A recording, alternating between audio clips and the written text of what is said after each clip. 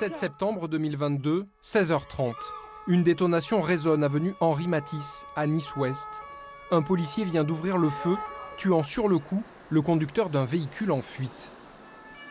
Un véhicule type 4x4 roulait sur la voie rapide, la voie Matisse à Nice. Elle multiplie les zigzags, les infractions au code de la route. Le procureur de la République de Nice que je représente aujourd'hui a saisi l'IGPN des faits du tir par le policier membre de cet équipage de la BSR.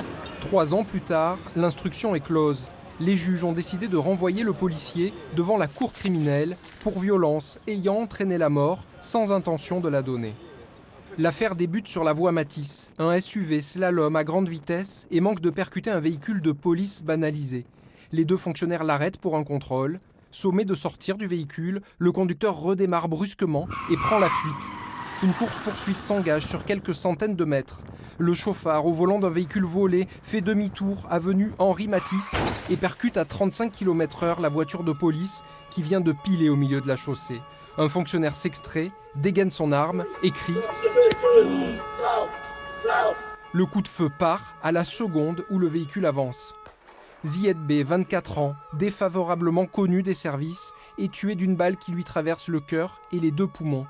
Michel G, 23 ans, élève policier adjoint, auteur du tir, est en état de choc. Dans le bureau des juges, quelques semaines plus tard, il déclare « Malheureusement, le dernier équipement que j'avais, c'était mon arme de service et il fallait que j'arrête à tout prix ce véhicule. » Ce tir a-t-il eu lieu dans le cadre légal? Oui, avait estimé le parquet de Nice, en demandant au juge d'instruction un non-lieu en faveur du policier, c'est-à-dire l'abandon des poursuites. Les magistrats instructeurs, comme avant eux, les enquêteurs de l'IGPN, la police des polices, viennent de conclure l'inverse. En visant le conducteur et non le véhicule, ils considèrent que le tir ne respecte pas les critères légaux. L'usage de son arme par Michel G, à ce moment précis et dans ces circonstances, n'a pas été absolument nécessaire et strictement proportionné. Le policier, au moment où il effectue son tir, il n'est absolument pas en danger, puisque tout d'abord, il est à 1,50 m sur la gauche du véhicule conduit par Zied. Et ce qui nous a aidés et nous a sauvés dans ce dossier, c'est les images qui ont été tournées par des amateurs, qui ont circulé sur les réseaux sociaux.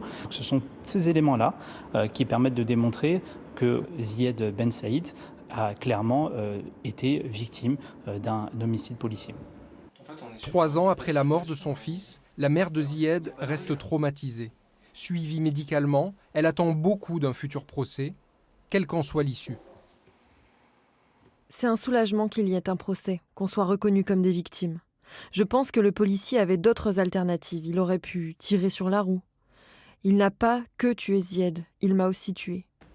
La perspective d'un procès pour le policier est en revanche incompréhensible pour le syndicat Unité. On ne demande pas un permis de tuer et puis on ne prend pas notre service pour tuer. Mais le policier qui a tiré, lui se sentait en danger. En tout cas, il considérait à ce moment-là qu'il y avait d'autres personnes qui étaient en danger. Maître Laurent Liénard défend les intérêts de Michel G. Cet avocat spécialisé dans la défense des policiers a fait appel. Il n'a pas donné suite à nos demandes d'interview. Le dossier est maintenant entre les mains de la Chambre de l'instruction à Aix-en-Provence.